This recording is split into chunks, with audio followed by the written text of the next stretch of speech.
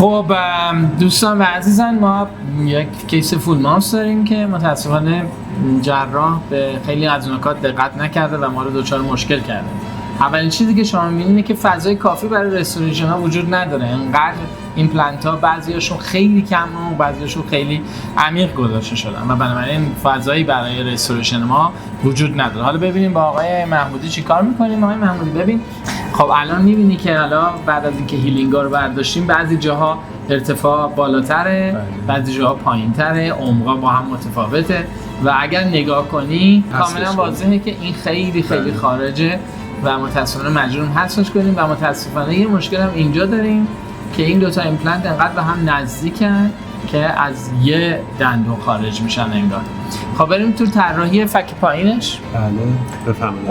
به علاوه اون ماجرا همونجور که می‌بینید مریض ما کلاس 3 هم هست، کلاس 3 که یه سمت چپش خارج تره.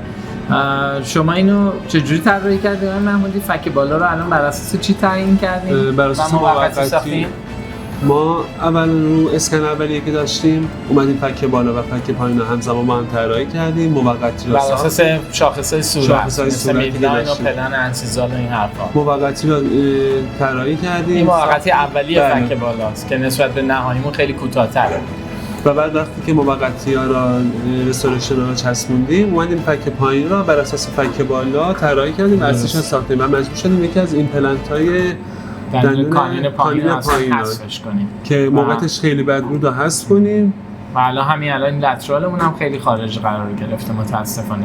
و اینو سعی کردیم این پلن رو با صورت و لب مریض هماهنگش کنیم و با رترومولر پد و بعد این رو به صورت دائم زیرکونیاشو زدیم و من تحویل دادم به میوان. بعد چیکار کردیم؟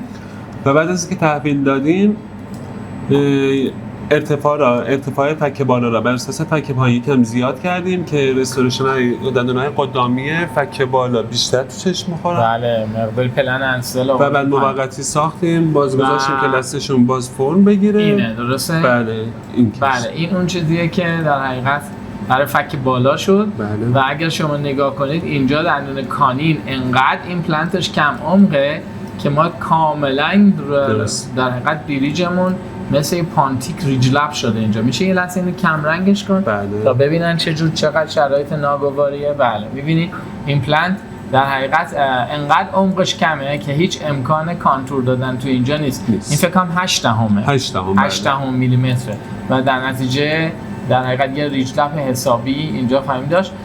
کار اصلی ما و حسن کار اصلی ما اینه که همه رستوریشناش پیچ شونده شده. درسته. که ما بتونیم اینا رو هر موقع بخوایم خارج کنیم و اصلاحاتمون رو روش انجام بدیم. مرسی از همکاری. قربان شما دکتر، مرسی از شما.